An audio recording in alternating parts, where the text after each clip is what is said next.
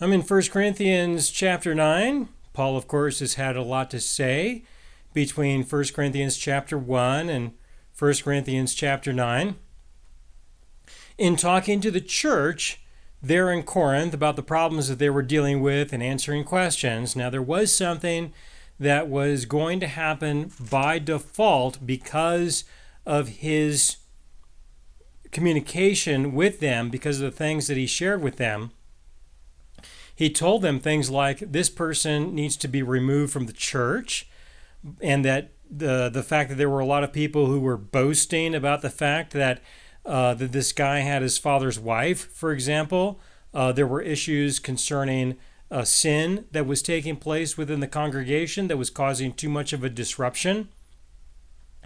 In speaking about these things and in answering these kinds of questions, there would be a division in the church between those who should be there and those who probably should not be there. That would be the effect of those who should not be there. They're not necessarily going to just leave unless they are removed for a specific reason. But they're not necessarily going to just depart on their own because they are probably benefiting personally in some way from being a part of the church.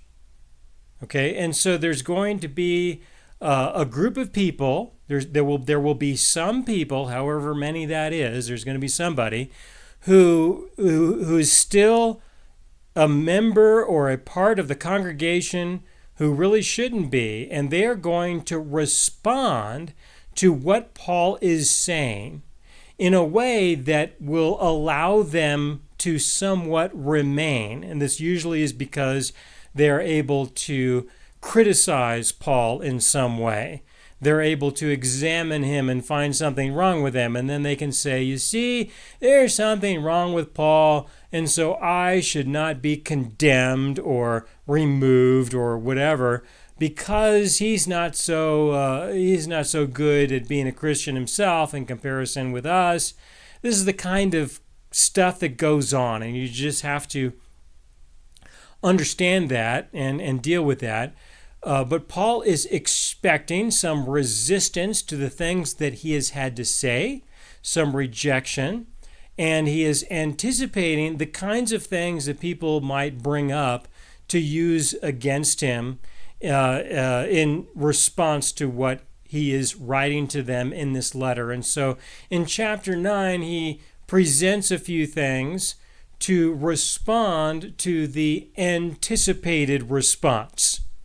All right, he expects them to respond, some people to respond negatively to what he has to say, and so he is going to respond to what he expects will be somewhat of a response. I'm going to start out in verse 1 just to kind of review things a little bit, and then I'll be going into verse 7.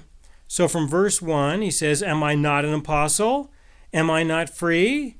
Have I not seen Jesus Christ our Lord? Are you not my work in the Lord? If I am not an apostle to others, yet doubtless I am to you, for you are the seal of my apostleship in the Lord. My defense," see that word defense there, "my defense to those who examine me is this: do we have no right to eat and drink?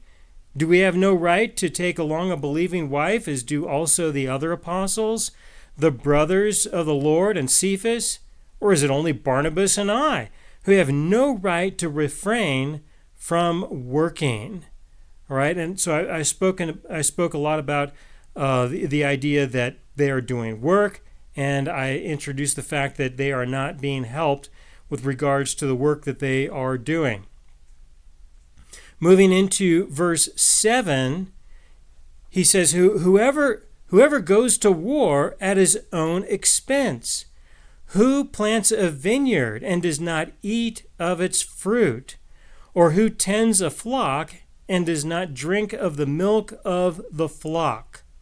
All right, so he gives some practical examples about regular daily living and introduces the fact that, these people are not helping him do the work that he is doing. It's not like they are required to necessarily, but it is a response to what he expects in terms of this examination and judgment, to be able to say, if you got any complaints about me and about what I'm saying, you're not helping me do this work anyway. All right?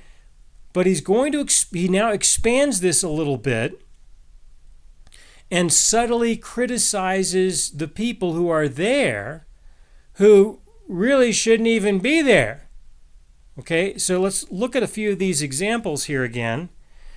In verse 7, we've got three of them. We've got the idea of going to war, and then we have the vineyard, and then we have the milk of the flock.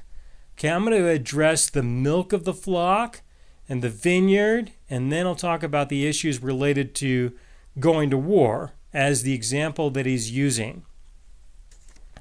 To say that those who tend the flock drink of the milk of the flock, all right, to say that is just an abstraction to describe what's going on here in a different way.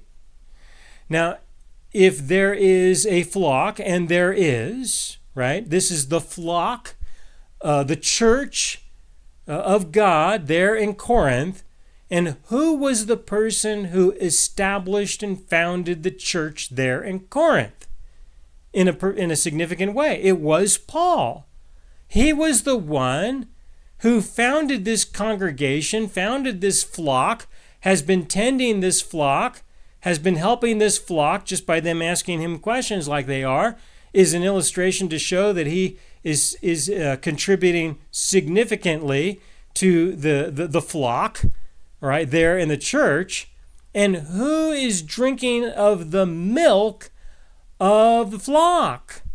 It's not him. All right? Who is it? It's the people who shouldn't even be there. All right? It's the people who are going to criticize Paul, who are going to examine him, who are going to judge him, who are going to find things wrong with him. Say things like, he's eating and drinking stuff he shouldn't eat or drink. And, he better not have a girlfriend. I mean, how could he even have a wife? How dare he? For him to take time to spend with a woman instead of doing stuff for me? No, that's not acceptable. All right, this is the attitude that people have. All right? So it's the people who would be relating to him in this way in response to the fact that they don't like what he has to say. They probably shouldn't be there at all. They're the ones who are drinking of the milk of the flock. In effect, they are benefiting from the quality of people who Paul has assembled together as a church. Okay? The people who Paul has assembled together as a church through their relationship with God, through the gospel, they are an increased quality of people in comparison with others, and they have something to offer in the sense of the milk of the flock, in the sense of the fruit of the Spirit as it relates to the vine and the vineyard and the fruit of the vine, that it is the growth and maturity of the people that through their relationship with God, they are able to relate with others in a better way, and those others are the ones who are benefiting. So what Paul is threatening, okay, you need to see this. What Paul is threatening is that these people should be removed because they don't belong there. And they don't like that. They are benefiting from the congregation, from the quality people. All right, so he is threatening to take something away from them, taking away the milk of the flock, the fruit of the vine, of the vineyard, that he planted, the flock that he assembled, that he's been tending. He's threatening indirectly to take that away from them so that the people who are going to feel as though something is being taken away from them, because they're obviously not benefiting themselves personally from what Paul is giving to them in terms of instruction and guidance and wisdom for their own relationship with God. They don't want that. They want what they're able to get from the fellowship of the other believers, and they don't want to lose that. Okay? They don't care what Paul has to say. They don't want to hear what Paul has to say. They just want what other people are there that they can give. So that's indirectly what he's presenting here, is that he's not really benefiting personally from the congregation, but other people are in other ways. Okay, it doesn't mean that they're receiving donations, or they're receiving quarts of milk, or they're receiving bunches of raisins and boxes of raisins. That's not what this means. It's being used as an abstraction to describe something different. And inherently, in the way that he says this, he is saying that those who are going to oppose him, those are the ones who are quite likely the ones who are benefiting from the flock, from his work, whereas he should be the one to benefit from the work that he has done.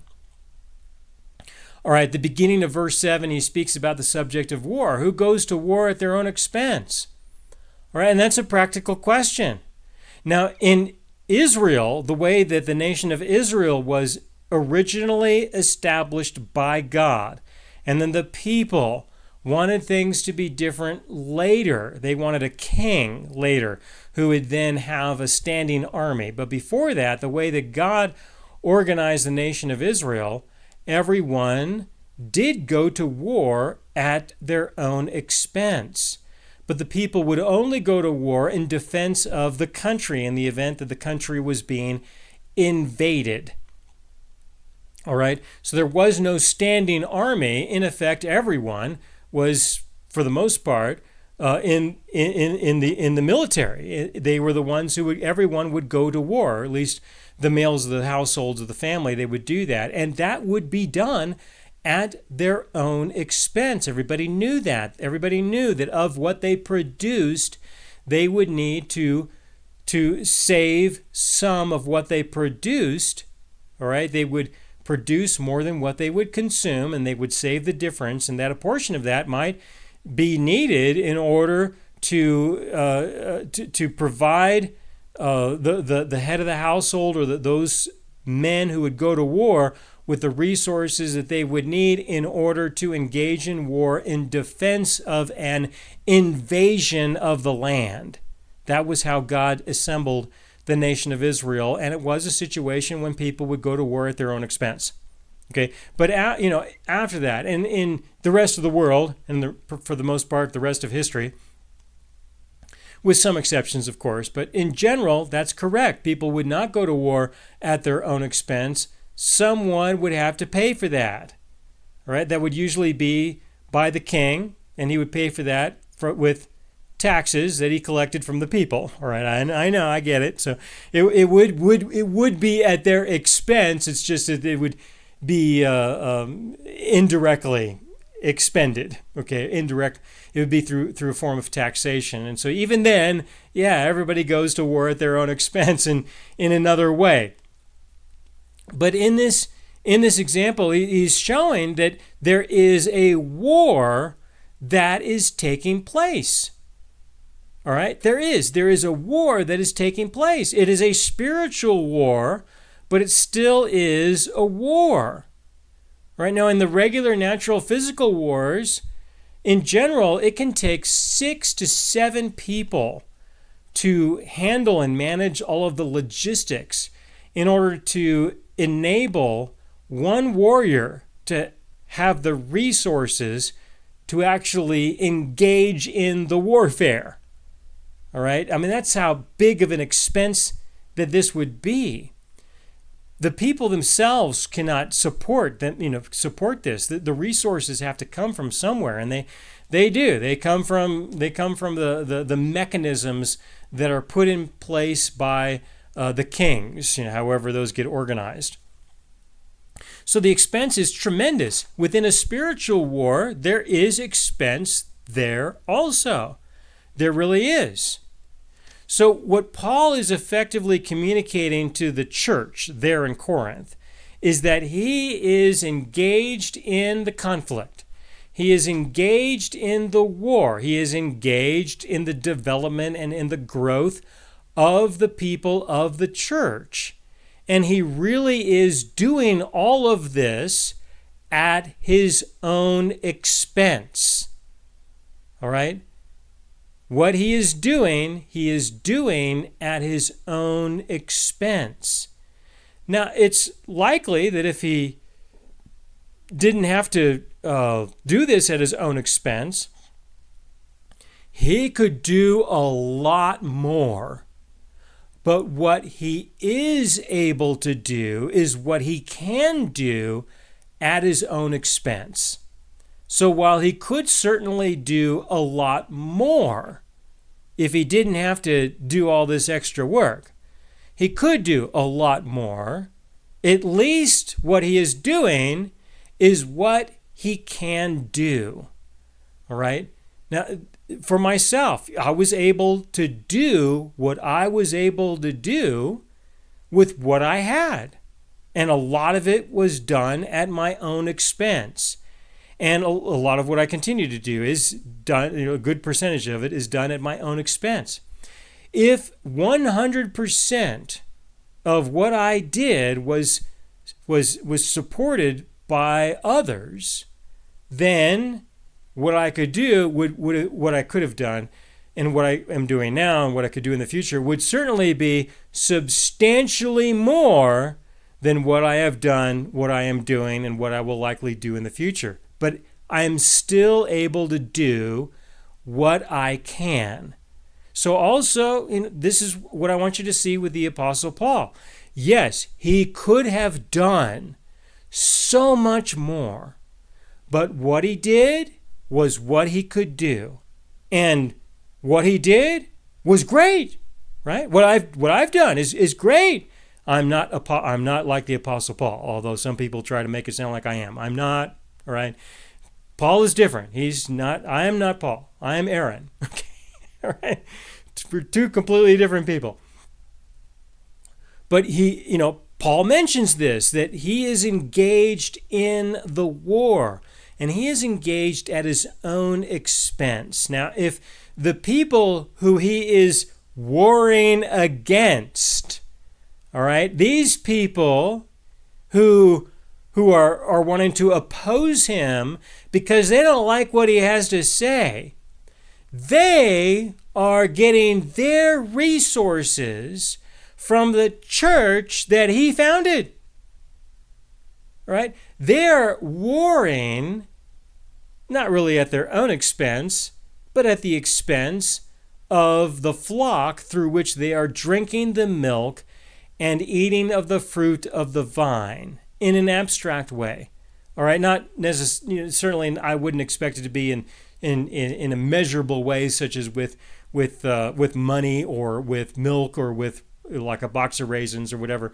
That's not what I'm referring to. Although there may be some of that in the church there, the people who are opposing Paul are also the people who are eating most of the food that's brought there to the church, and they're not bringing that much food. Maybe there's some of that going on, but we don't have any way of knowing that. But it could very well be the case that the warfare in this case between Paul and those who are opposing him, who are putting him on the defensive, because that's what he says in verse 3, chapter 9, verse 3, my defense.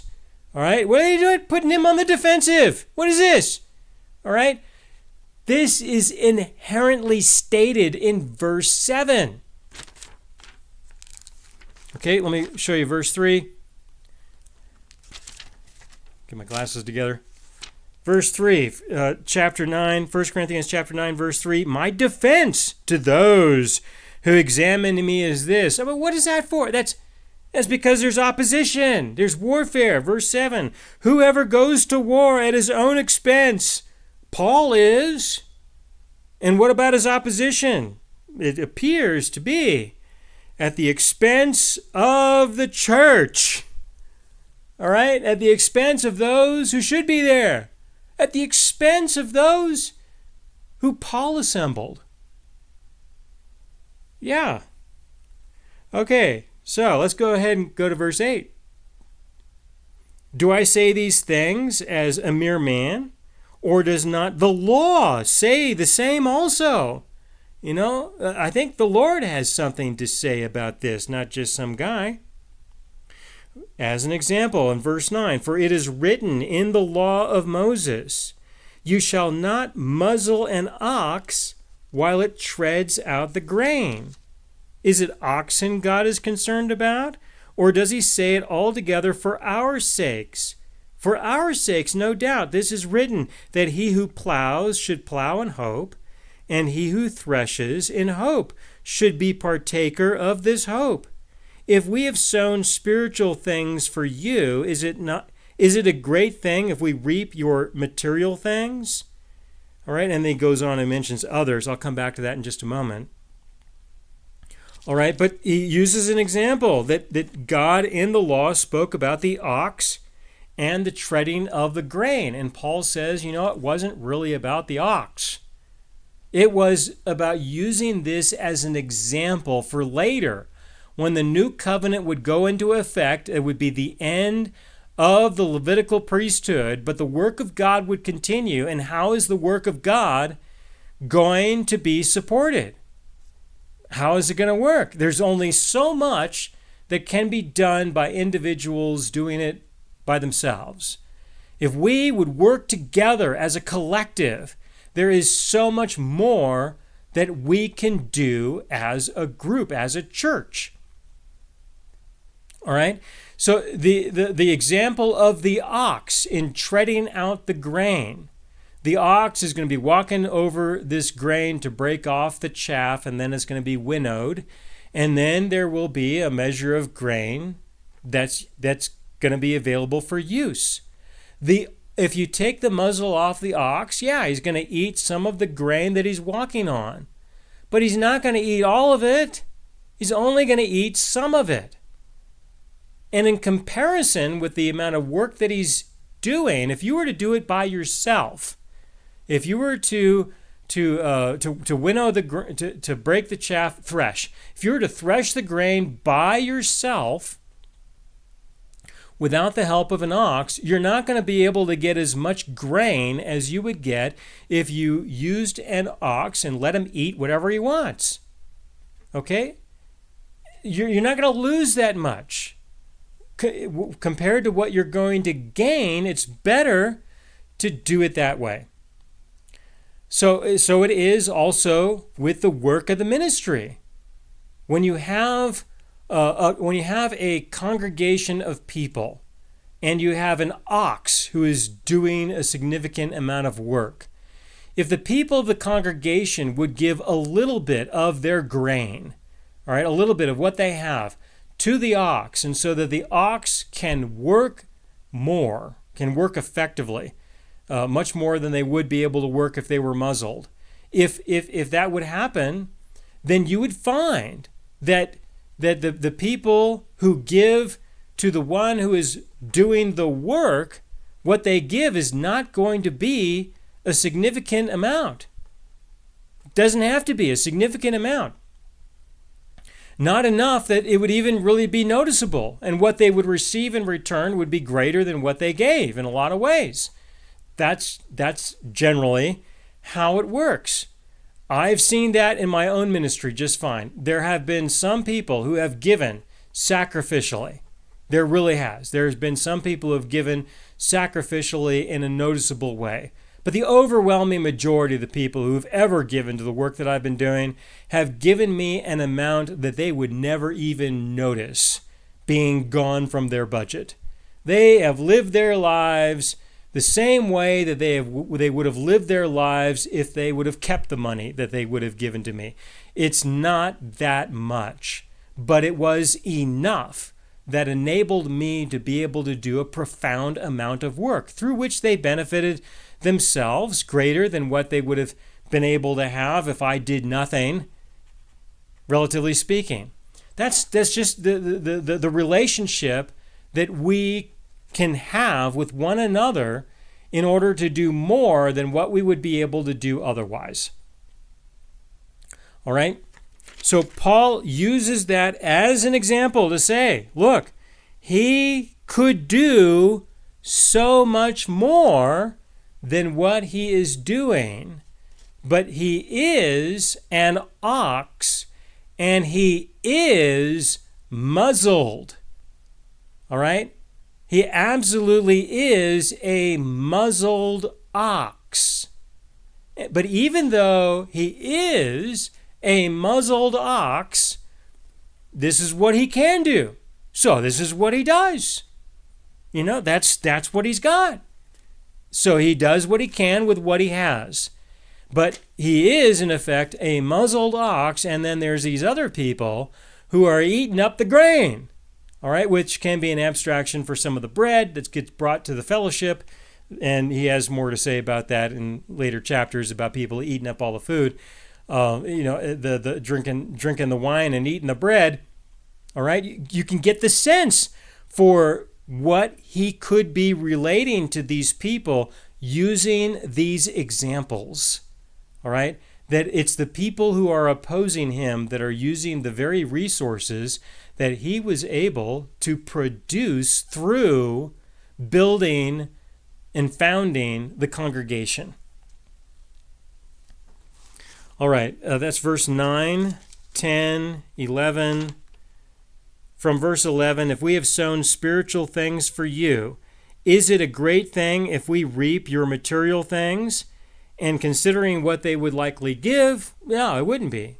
It wouldn't give more than what it would be, that it would be something that they would significantly miss. Verse 12, if others are partakers of this right over you, are we not even more? Oh, so Paul exposes that they've been helping some other people, right? That's what he says, verse 12. If others are partakers of this, who are these people? I would say it's unlikely that it's the people who are opposing him that he's referring to in this letter that puts him on the defensive. I wouldn't have a lot of confidence that it would be them. My suspicion is that it might have been people who were coming from Jerusalem, just kind of visiting, sort of like visiting speakers. That would be my suspicion, would be a little bit more likely. But regardless of who they are, the point is that they exist. All right, they existed. That there were some people who were benefiting materially in a way that Paul should have also been benefiting materially. Why would they not be helping out Paul? That's the question. If others are partakers of this right over you, are we not even more? Nevertheless, we have not used this right, but endure all things, lest we hinder the gospel of Christ. Okay, so Paul tells them that he has not asserted this abstract right that he would have, in a sense, to receive something of material value from them for all the spiritual value that he has given to them. That he has not exercised this right because he felt that it would hinder the gospel of Christ.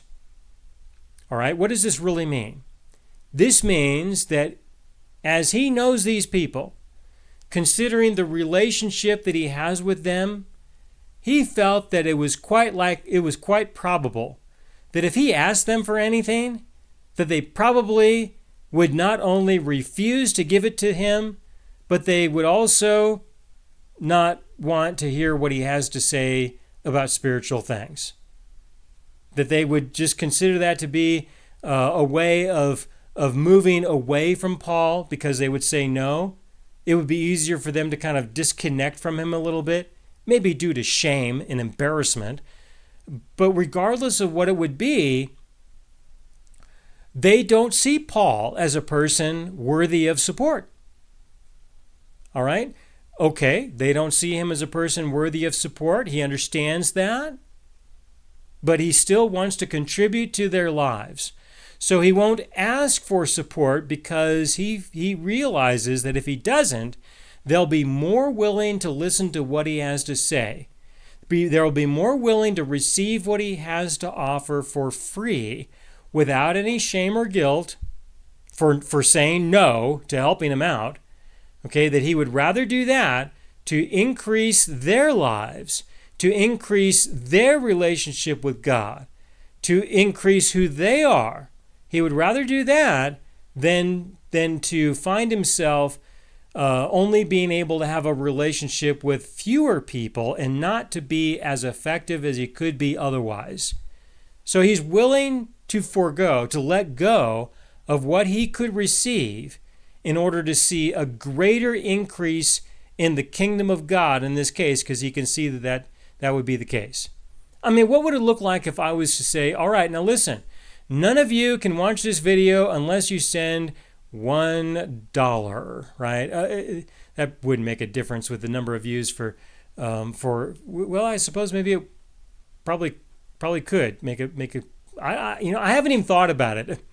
Okay, I've thought about this for radio. People have brought this up for radio a lot. If everyone who listens to the radio program, right, would send in $1, okay, even once a year, right? If they were to do that, we would not be able to find enough radio stations physically in existence to be able to broadcast with all that money.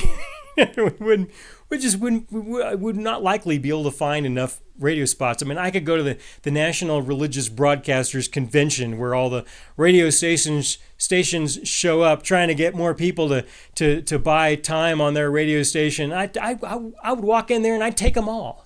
I would if that was the case. Comparatively speaking, you probably could do that if everybody who is going to listen to the program for the year, if they all gave $1. I don't know what it would look like with video. I honestly don't even want to think about it. It's not going to be helpful. But if I was to say that, and don't be watching these videos, how many people would be watching? There would be a decrease. Okay, what would be the percentage? I don't know. If there was that kind of requirement involved. Maybe if we set it up as like a subscription service where you couldn't access the video unless you gave, how many people would actually watch? I would say it'd probably be about 1%, maybe 2% of the people. Maybe it could possibly get as high as 10 if I was to really be optimistic. Maybe 10%. All right. So what am I doing? I'm saying that I would rather there be a 90% increase in comparatively. No, the percentages would be so much different. Let me say it in absolute numbers. I would rather there be 500 people who would watch this video than only 5. Okay? That's a good way of saying this. So Paul, in saying that he doesn't want the gospel of Christ to be hindered through just even asking for some help to work, so he doesn't have to work so hard doing work outside of the ministry. Can he do work inside the ministry instead? With the time, you could do so much more, that he would rather 100 people benefit from the work that he's doing than only 5 people or 10 people benefit from the work that he's doing. That's what he means by being hindered. And he could tell that because of the kinds of people that these people are, he could just tell that if he was to approach them from the point of view of could he get some material assistance in order to do the amount of work that he's doing, that people just wouldn't do it. They wouldn't do it, and they would just not want to. They would rather not know more about the Lord from the Apostle Paul. Okay, that's verse 11 and 12. Again, from verse 11, this is 1 Corinthians chapter 9, verse 11. If we have sown spiritual things for you, is it a great thing if we reap your material things? Well, actually, it would be. Because if others are partakers of this right over you, are we not even more? And he's saying that he would be even more because he has contributed to their relationship with God more than any of the others. And still, they won't help him.